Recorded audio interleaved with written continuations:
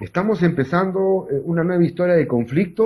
¿Estamos en un cuarto oscuro? ¿O tú crees que a medida que el presidente vaya colocando sus fichas sobre la mesa, ministros, presidente del gabinete, y vaya tomando las primeras medidas, esto más o menos va a ir tomando forma de lo que esperábamos, porque todos esperamos el inicio del cambio, ¿no? ¿Tú qué piensas, César? Marcial, lo que pasa es que todos creemos que partimos de una premisa común y válida, que, digamos, los fundamentos de una democracia con alternancia, con una dinámica de alza de entendimiento, siquiera de diálogo en el Congreso de la República, es algo que se da y es algo que ya damos por hecho. Lamentablemente no es así, es decir, los fundamentos de nuestra democracia están lesionados, como vimos los últimos 5 años, ya hace mucho tiempo.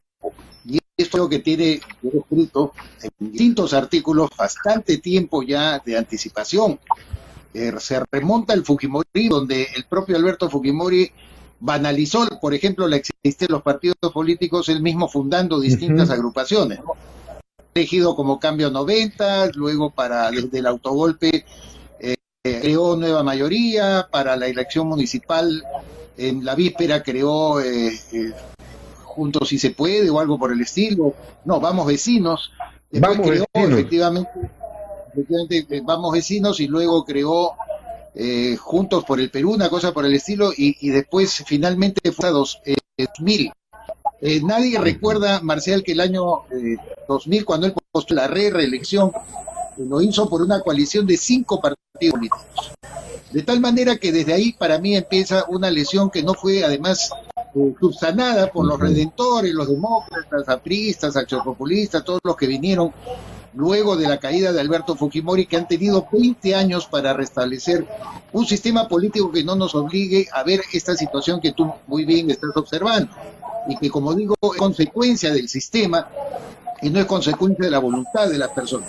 Un señor como Pedro Castillo, que tenía 11% de votos emitidos, había tenido que disputar la presidencia, o una señora como Keiko Fujimori, que tenía 9%, en medio de 18 agrupaciones participando, ya te habla de lo frágil que está constituido el sistema político en una representación nacional. De tal manera que lo que hemos visto hoy día y que la nueva presidenta del Congreso, Mari Carmen, ha resaltado, ninguna bancada tiene una mayoría. Están obligados a dialogar. Es lo mismo que se dijo en la época de Pedro Pablo Kuczynski hace 5 años.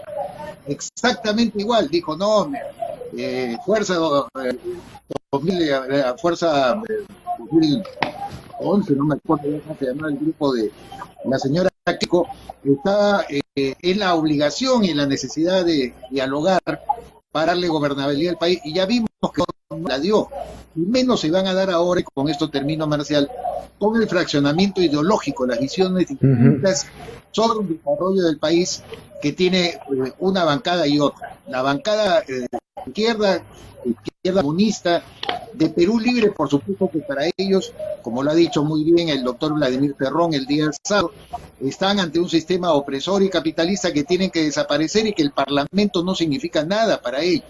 Entonces, ¿de qué hablamos? De acuerdos, ¿de qué de entendimiento? Yo la verdad que soy muy pesimista en ese terreno.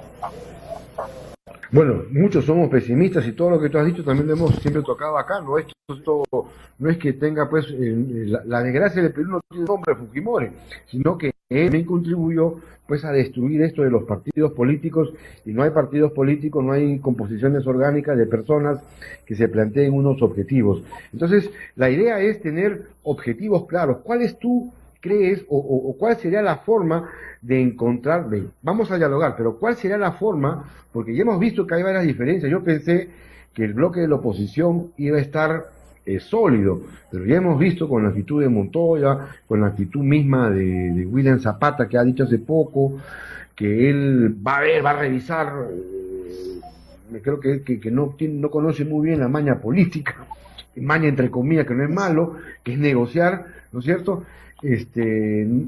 Las cosas no se construyen con buena voluntad, ¿no es cierto? Hay que poner sobre la mesa las cosas claramente, ¿no? No vemos eso, por eso que estamos escépticos, como tú lo acabas de plantear. Entonces, ¿qué debemos de hacer? Porque la prensa los comunicadores tenemos hoy una obligación no solamente de criticar, y acá le hemos dicho, ¿no? Critican a los periodistas y dicen, son mermeleros, se equivocan, son los activistas, ¿no? Los que hacen redes, los que inventan un programa de televisión o se meten a la televisión y se convierten en activistas porque no son periodistas. Ellos están motivados por un interés y es respetable, pero no son periodistas. Entonces, los periodistas debemos de asumir ese papel de reflexión, ¿no? A mí a veces yo tengo un programa de radio donde me dicen que soy castiguista, que soy del sombrero, porque no critico a rajatabla, sino le estoy diciendo, ¿no? Presidente, usted tiene que gobernar con objetivos claros y deje usted la emoción ideológica y objetivos claros. Entonces, viendo a esa pregunta, ¿cuál crees tú que deben ser los objetivos nacionales que debemos de trabajar para por lo menos dar la señal de que vamos a empezar una nueva historia? Bueno, vamos a seguir jalándonos de las mechas, vamos a tener estos problemas ideológicos y Cerrón que se va a reunir para decir que en la calle hay que reformar el país, pero estamos con una agenda por lo menos de temas claros. ¿Cuál crees tú y cuál es el camino que deberíamos de construir para poder anotar esos objetivos nacionales?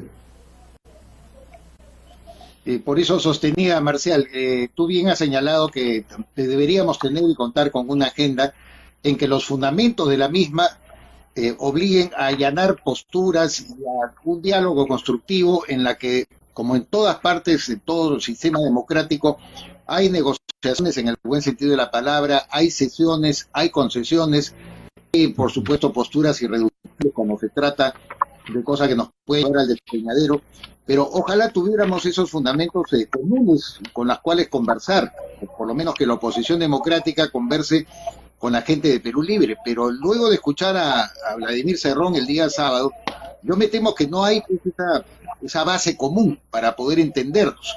Siempre personas civilizadas se entienden sobre una base común. Acá no existe. Hay fundamentos ideológicos que dividen, que parten, lamentablemente, que tienen una orientación totalmente y diametralmente opuesta. Por lo tanto, si uno quisiera hacer una recomendación, por citarte un ejemplo, el señor Pedro Castillo anunció desde la primera vuelta su intención de nacionalizar, entre comillas, las empresas mineras del Perú, porque la soberanía de la administración y la gestión de los recursos naturales estaba en manos del extranjero. Sin conocer un ápice de que la situación de esas empresas, por más capitales externos que tenga, muchos de ellos como Newmont, Yanacocha, o por ejemplo el enorme capital de la República Popular China, con cuyo embajador el señor Castillo se ha sentado, y me imagino que le ha dado la oreja y le habrá dicho, oiga, no te metas con la gran cantidad de empresas mineras que los chinos tenemos aquí, que no le pertenecen a un particular, a un privado, le pertenecen justamente por su tecnología, por su expertise, a grupos empresariales además muy diversos y muy dispersos. Ahí tenemos solamente en el campo de la minería 46.000 millones de dólares congelados con proyectos que no quieren sacarlos adelante. Ningún gobierno se atreve a poner el cascabel al gato para intervenir como Estado, amainar la conflictividad social y permitir que justamente en vez de estar ahorcando a las empresas existentes, hay que generar mayores recursos y mayores ingresos con esos proyectos mineros que están detenidos. Ahí nomás podríamos tener un punto de apoyo y de convergencia incluso con Pedro Castillo en su propósito social para ver cómo se distribuye de una mejor manera el canon. El canon, al parecer, tiene un sesgo pro-urbano para la infraestructura urbana y, por ejemplo, no para satisfacer las necesidades y requerimientos de nuestros compatriotas del área. Ahí puede haber cambios, puede haber una reorientación del Estado para un servicio social mucho más efectivo. Pero ojalá tengamos pues una base común, pero si el señor Castillo y parte de su gente insisten en que van a nacionalizar las empresas, que yo no entiendo qué tipo de nacionalización será, porque acá los únicos que viven felizmente y tranquilos son los trabajadores de la Federación de Minera y Metalúrgica, que son los que negocian directamente con las empresas y tienen muchos beneficios, cada vez más de lo que obviamente tenían antes, cuando la minería solamente representaba expoliación y explotación por compatriotas. Pero yo no veo, pues, Marcial, de que haya, por ejemplo, ahí un punto común. ¿Cómo converso con el señor Castillo para que destrabe, su gobierno ayude a destrabar 46.000 millones de dólares en proyectos, cuando él mismo de arranque te dice, tía María no va, Olvídense Tía Sí, María. pues. Y cuando el cobre está Ajá. subiendo en este momento, y justamente la producción cuprífera de Tía María estaría ayudando muchísimo al Perú y al entorno, sobre todo donde se desarrolla esta actividad minera. Yo veo Ah, muy sí. difícil poder establecer esos fundamentos comunes de conversación por los cuales pensemos cómo sacar adelante a nuestro país. Y donde está Tía María, ya todo está listo. En el primer año solamente se invertirían más de 1.100 millones de soles tendido en la construcción de la mina, que va a demorar 3 años. No va a usar agua, va a usar agua del mar. Es un tema que conocemos bastante porque hemos estado ahí y nos da pena porque ahí podrían comenzar a plantear lo que tú acabas de decir. No, mira, si no hay objetivos nacionales, por lo menos hagamos caja. ¿Caja para qué? ¿Qué es lo que a mí me interesa? Diría el profesor, ¿no? Bueno, pagarle más a los profesores, no sé, ver y Claro, hacer un hospital más y le digo, ¿sabes qué, tía María? En vez de que me des 40, ¿me puedes dar 80? No, te puedo dar 70. Ya, de esos 70, la mitad puede ser para hacer un hospital, 2 hospitales, y creo que él podría ahí anotarse un gol, ¿no? Depende de él si es que lo tiene. Yo también dudo, como tú, que eso, porque el gran conflicto es Cerrón. Mucha gente me dice que a veces criticamos mucho a Cerrón, y no es que yo lo critique, yo creo que Cerrón, como tú bien lo has anotado, está ilustrado, él tiene un tarea en cabeza, tiene un chip, pero yo no creo que él es el hombre de la talla. Él está aquí en el escenario por una casualidad de la vida, así se molesta el doctor Cerrón. No, o sea, no tenemos, quiero poner sobre la mesa, líderes potentes, poderosos, ¿no? Porque el que yo grite, que yo diga que vamos a cambiarlo, que tenemos que hacer que todos coman, que hay que repartir todos los bizcochos que están en la bolsa, no quiere decir pues que yo soy el líder, ¿no? Quiere decir que soy un mandón. Entonces, no vemos eso, y cuando tú dices no hay fundamentos para poder debatir o para poder llegar a un acuerdo, es justamente eso, ¿no? Entonces, ¿tú qué crees? ¿A qué juega Cerrón? Yo he escrito una columna en la cual yo he dicho que Cerrón no le interesa gobernar. Él no quiere gobernar, su pelea va a ser en el Congreso, porque él sabe allí que ahí tiene su fortín. Ya sabe que él tiene, por lo menos hay una pequeña separación con Pedro Castillo, ¿no? Ahí en el Congreso, el sábado, no me pidan que ponga gente ni que haga las cosas extremas. No ha trascendido eso en el audio, pero a mí me han contado eso en el oído muy cerquita, y así ha sido. Entonces, te digo, ¿cuál crees tú que va a ser el papel de Cerrón en todo esto? ¿Te asusta? ¿Te preocupa? ¿Hay que observarlo? ¿Qué hay que hacer? tengo la plena y absoluta convicción, Marcial, de que Cerrón es la única persona que tiene claro el objetivo. Tú bien has dicho que el señor Pedro Castillo también se ha encontrado a la vuelta de la esquina la presidencia de la República y sobre la marcha ha tenido que improvisar como hicieron todos aquellos que jamás soñaron con llegar a ser presidente, empezando Alberto Fujimori, ¿no? Que fue una de las Ujú. primeras sorpresas como outsider político en 1990 en la historia de nuestro país y que si uno recuerda a ese Alberto Fujimori en una primera etapa quiso jugar también al izquierdista, llamando al profesor Santiago Roca de San, que era un heterodoxo, a Esteban Nixa, a quien propuso y llegó a nombrar en el Banco Central de Reserva, que también era otro heterodoxo, hasta que la realidad Mm. pues lo cambió y nos obligó a dar un giro, como el que hizo Ollantumala el año 2011. No, Vladimir Cerrón, como toda persona de militancia comunista, porque él es un marxista-leninista, como se reclama, tiene las cosas claras y hay que estudiarlo y seguirlo, no desesperarse. Yo no llamaría a la gente a rasgarse la vestidura porque cuando votado por Castillo tenían que haber pensado en eso, que estaban votando con esa mochila que se llama Vladimir Cerrón. ¿Y por qué es una mochila? Porque el señor Vladimir Cerrón aplica a pie juntillas, como lo ha mencionado el día sábado, los objetivos de un marxista-leninista. Y es una experiencia marcial que tanta gente olvida, los analistas políticos en el Perú, que ya ocurrió como el caso de Gregorio Santos. Gregorio Santos, que era de Patria Roja, que ganó las elecciones del año 2010 para ser gobernador de Cajamarca, y quería pactar con Yanacocha. Él se daba cuenta que el proyecto Conga, como estamos conversando hace un rato, le iba a dar recursos y le iba a permitir a Sí, él pues. lucirse como un buen gestor, como un buen gobernador regional. Pero ¿qué pasó? El problema de un comunista es cuando le mueve la base social. Apareció un señor Alfredo Saavedra Herreros, yo no sé si tú lo recuerdas, que era del MRTA, Sí. que comenzó a organizar a las bases en las marchas contra el proyecto Conga diciendo agua sí, oro no. Y luego apareció, obviamente, Marco Arana, que también él vivía su ONG Grufides, pues, vivía pues de los recursos de oponerse a la extracción minera. Cuando él ve que le radicalizan el tema, corta todas las conversaciones con Yanacocha, que estaban muy avanzadas, con la intermediación ya del entonces premier Salomón Lerner Guitis, que a través de César Humberto Cabrera, que era un alto ejecutivo de Yanacocha, claro, que había sido de la izquierda, amigo de ellos de muchísimos años, habían establecido un pequeño acuerdo.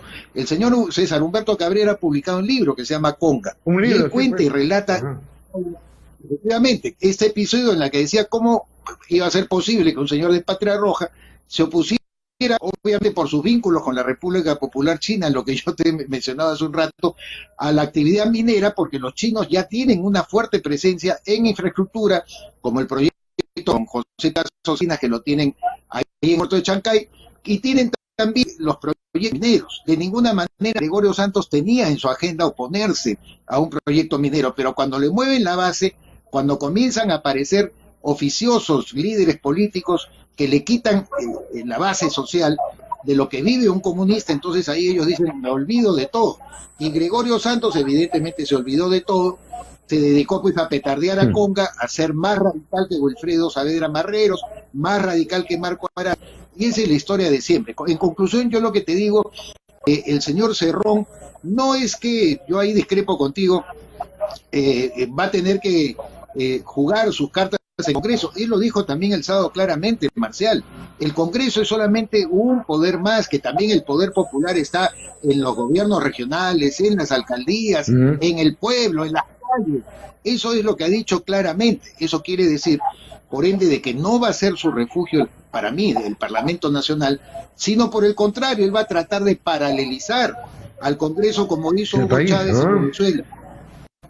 Y paralelizar con las organizaciones a través del Poder Ejecutivo. Eso es lo que le interesa a ellos. ¿Qué hizo Hugo Chávez cuando le ganaban una elección en una gobernación, en una alcaldía del interior de Venezuela? Inmediatamente el Poder Ejecutivo creaba un ente paralelo a ese gobierno local, le daba recursos y le daba plata y ahogaba más bien al gobierno local para que el líder político que había salido elegido de oposición a Chávez no tuviera ningún predicamento. Hay miles de herramientas, cientos de herramientas, Marcial, que estos señores tienen a su disposición desde el gobierno para tratar de dinamitar esto. Nunca hay que olvidar, desde mi punto de vista, de que ellos son comunistas y que por lo menos Cerrón es comunista y tiene ese objetivo claro. Para mí Castillo está en medio de una confusión donde no sabe cómo tomar decisiones, pero tiene ese temor, igual que Goyo Santos, de que le muevan la base social. Él es tributario de CONARE, esta facción de, ¿no es cierto?, el que lidera precisamente a Patria Roja, los prochinos, y que está todavía en consolidarse porque Patria Roja sigue mandando la derrama magisterial, sigue controlando, digamos, los resortes económicos del SUTE.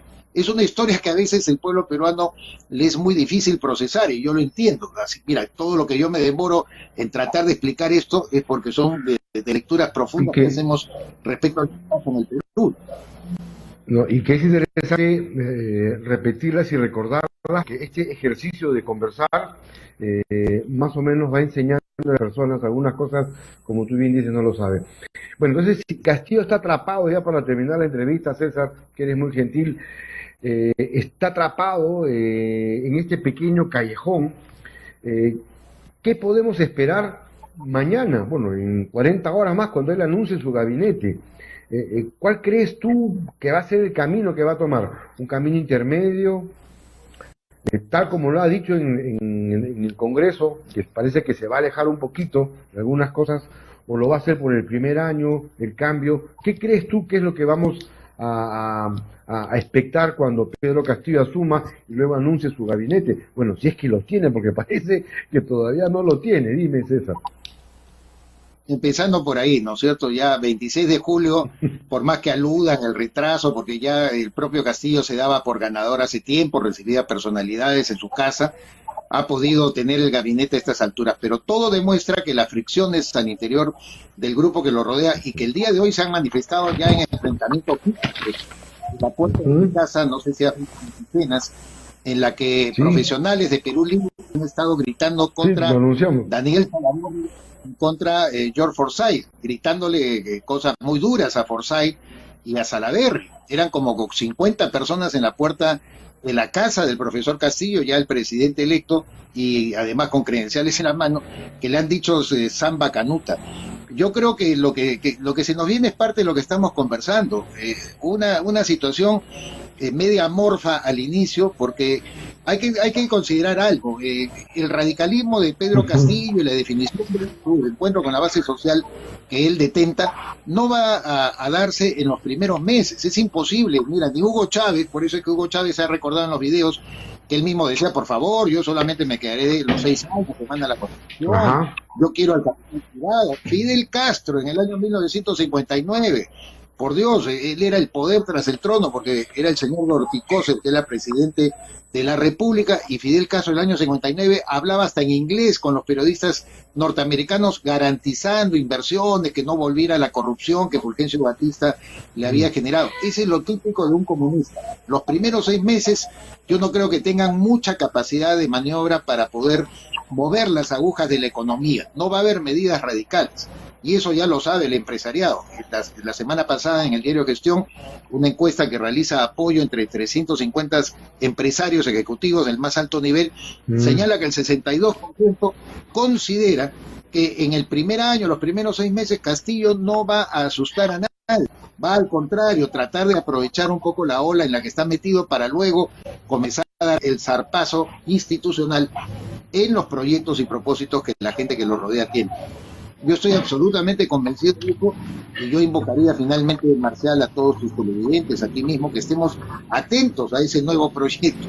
No estamos en una situación normal donde el diálogo basta, donde el entendimiento, la buena voluntad, arriba Perú, contigo Perú, cantamos con el Sambo Cabero, vaya a solucionar estas cosas. Yo lamento mucho decir que por ahí no va la cosa, que por ahí no va el derrotero, y vamos a tener que estar muy atentos a esta situación. Entonces la pregunta del estribo es la oposición que tiene que hacer o la gente que no está de acuerdo, porque hay muchas personas, César, que no militan en un partido y tampoco tienen una posición ideológica contraria a esta, sino que simplemente no les agrada, ¿no? Ahí están los 8 millones. ¿Qué debería hacer la oposición?